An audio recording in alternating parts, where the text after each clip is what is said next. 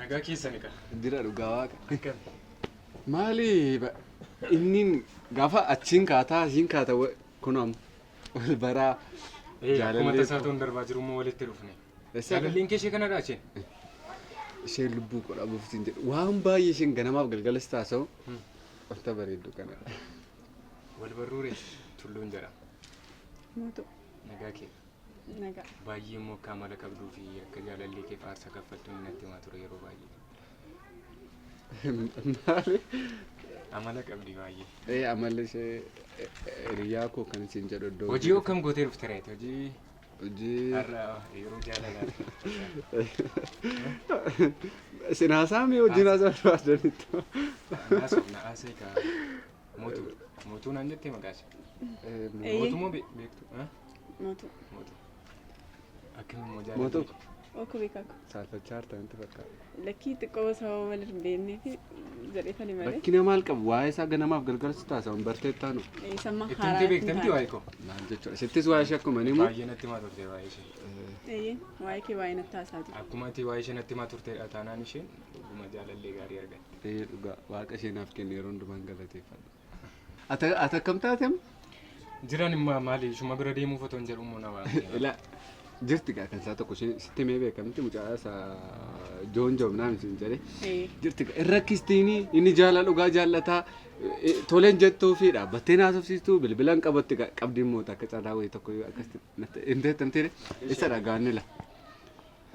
Isheen maali isheen ankoo jaalallee seeta garuu har'a harkuma koo gashachuu sitti been ture mitiira jira har'a yeroo madhiyoo geessi keessatti akka koo galuuf jetti.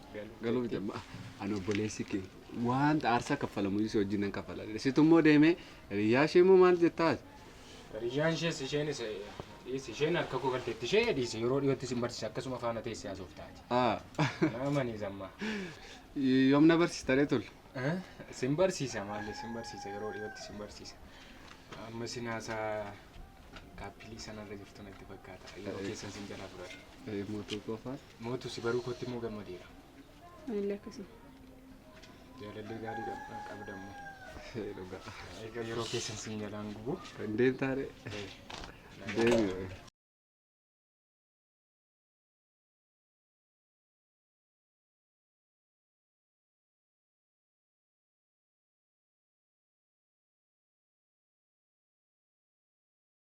Hiriyyaan kun isin jechaa ture immoo sammaadha. Akkamittiin argite?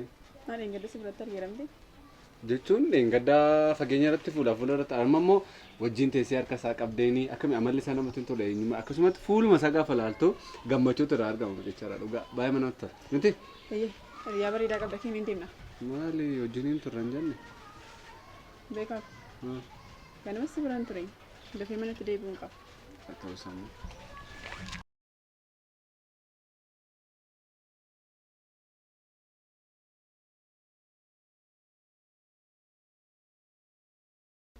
Akkamitti ilaaltu ture? Wanti ta'e wanta hin eenyedha. Maali? Wantuma mi jiru moo? Mucaan sun mucaa akka hiriyyummaatti akka bolummaatti baay'ee walitti dhiyaannedha. Eenyu dhugaa? Beekaa dhugamu? Eeyyee. Beekaas ta'e eenyu yoo ta'e obboleessa yoo ta'e garuu isa ta'uu isaa natti cimeef malee immoo wanticha akkuma karoorsinetti itti fufuunsaa dirqama. Anoon dhiisana jechuuf seelaa waan meeqa yaade? Maal akkamittiin yeroo komma kanatti gubee immoo waan kanatti waan hin dhiisu miti. Ati akkasitti nama gadduun waa wayii sirraa hin barbaachisu la. Sirraa kan barbaachisu gaafa goototaa tola gaafa jagnuun nama jaallattu harka kee keessa gashuuf dhimma isaa dhaqa dhimma isaa obboleessa kee. Kan har'a miira baay'ee keessummeessullee karoora koo kaleessa dheengaddaarra duubatti waan hin deebi'uuti. Harka keenya galchina.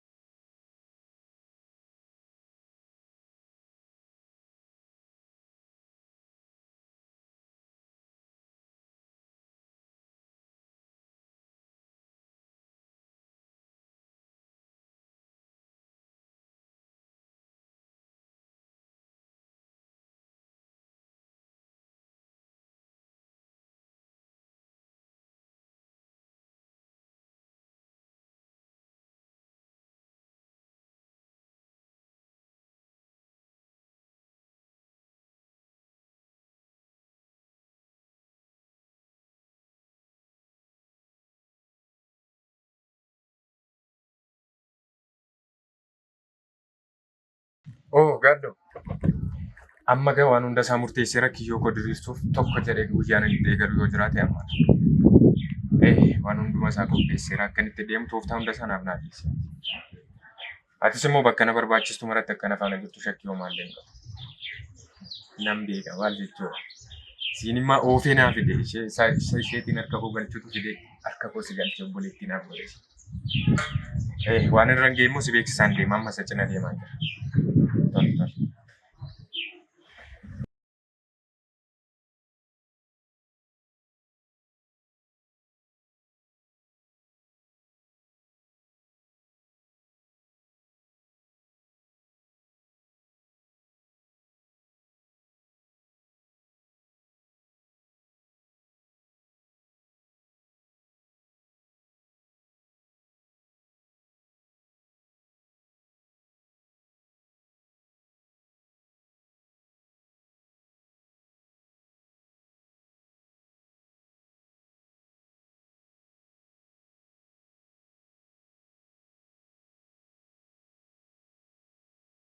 Maal abdii hapheen irra dhaabbatte?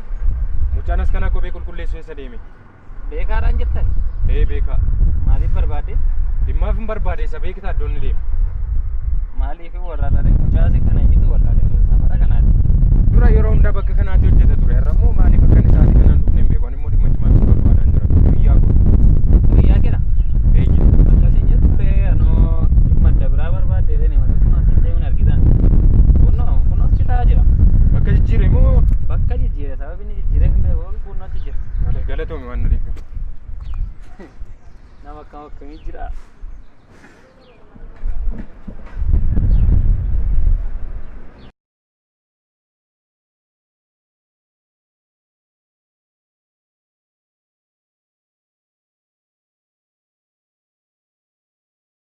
Maaliyaa barbaachi kee yuuna ajjeesu.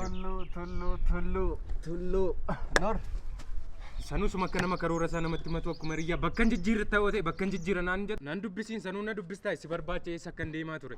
Ol gadi naannee dhumarratti ergan dhiisee galuuf ka'e eenyuun arga seetan. Mucaa tokko achi taa'a. Sanuu immoo ani si dhabee dhaabbadheennaan olnatti ka'e mana kabaluuf ka'e. Namni bara kanaas lafumaa ka'ee si barbaada. Namni jireenya mataa isaan jiraatu mukatti hirkadhee dhaabbachuun maaltu isa dhibe? Maal barbaadda gurbaadhee dubbii godhe. Akkuma isaattuu muddoo ati jirtu natti himte galatoome jedheen. Maal ati mee akka mirree kana waan dhagaa dhiibaa turte ati humna yaadda. Sidha dhiisi. Ati nama si barbaadus hin beektu nama siif yaadus adda baastee hin beektu. Maali bilbila koo qabdamanii hin bilbiltu? Ati hin bilbiltu bakka jijjiireeraa na barbaacha dhufte achi kottu jettee natti himtu ati. Sanummaa natti dubbii galagalchuu barbaadda. Mee tilmaame.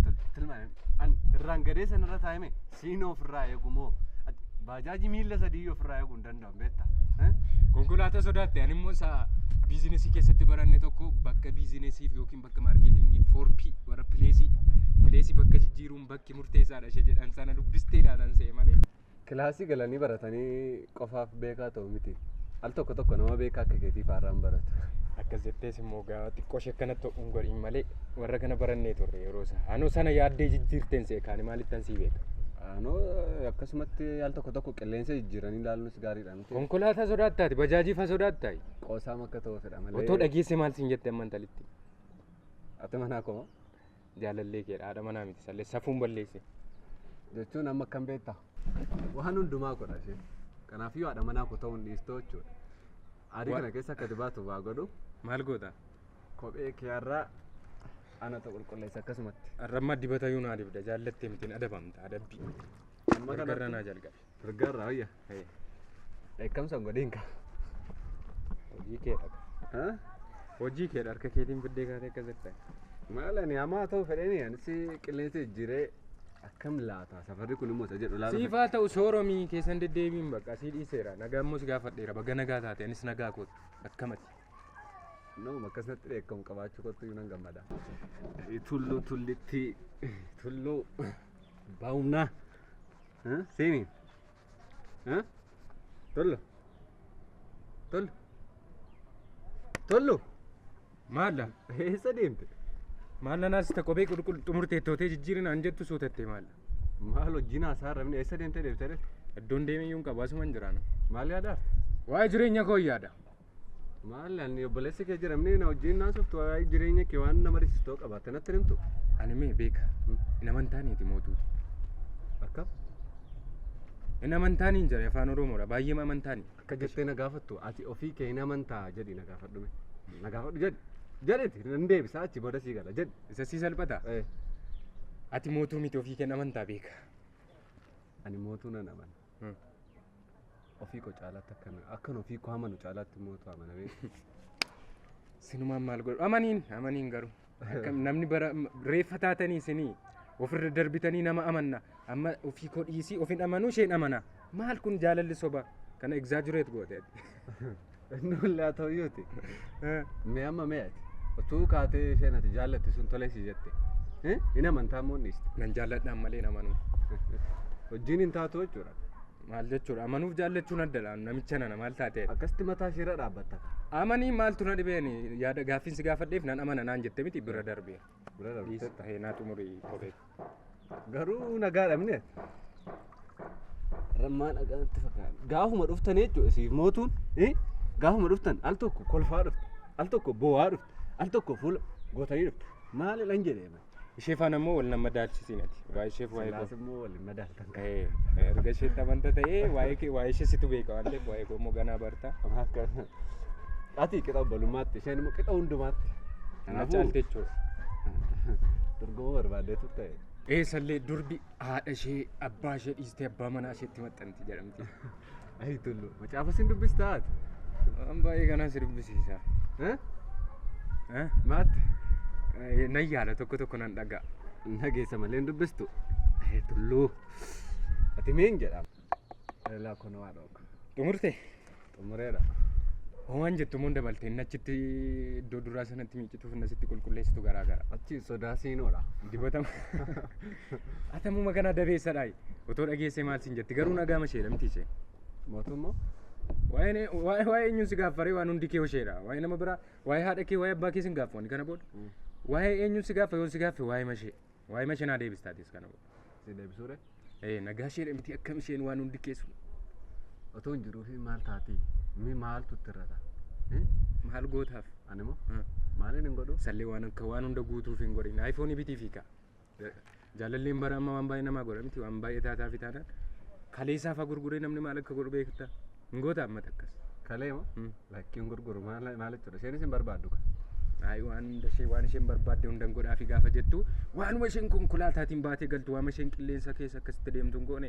Jaalalli konkolaataadha, jaalalli kaleedha, jaalalli qarshiidha, jaalalli kennaadha. Akkasidha moo? Jaalalli waan barbaadan argachuudha. Ati gaafa ishee kan keetee argattu makiinaan bittaa kaleen baastaa garaacha baastee. Isaan kootti maaliif ishee hankootti darbitee amma waa'ee nageenya isheen si gaaffee noo ishee kana kan nagaa ishee galata waaqayyo otoo hin jiruu waan tokko hin taatu. Waaqni jiruu jedhameeti. Uumaan ishee jiruu fi. Har'ame akka nama mana waaqaa keessa tajaajilaa ruusi godhaa.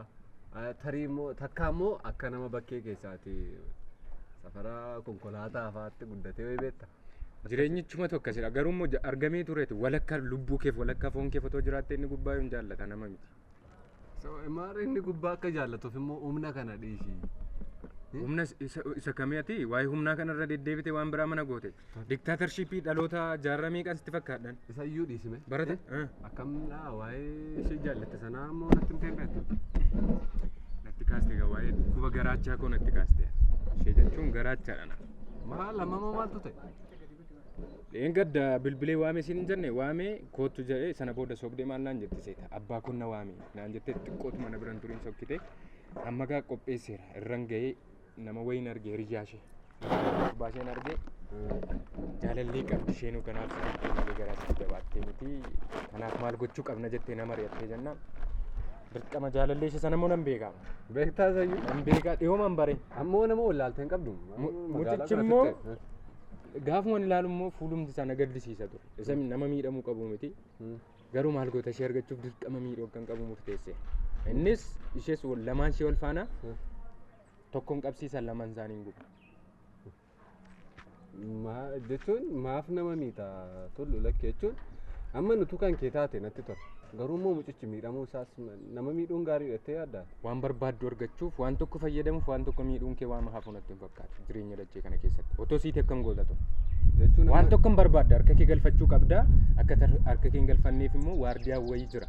Waardiyaa sana yoo ajjeeste malee waan barbaaddu sana deemteen argattu waan ta'eef nama sana ilaalcha isaa keessatti ajjeesee miidhee isheen barbaadu tokko galfachuuf murteesseera. Tokko lama jalqabe deemsa yoo jalqabe bubbuleera.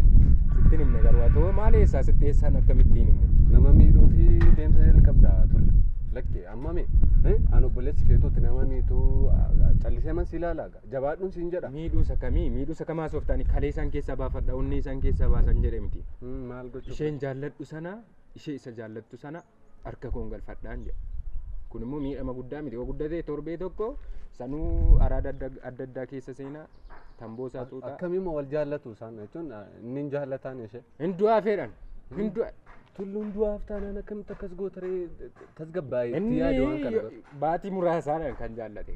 Egaa kan koommusti meera waggaa tokkoon kanan faana deemee nama akkasii nan dursaanii ture egaa cubbuu sun ta'uma kun cubbuu taattee maa?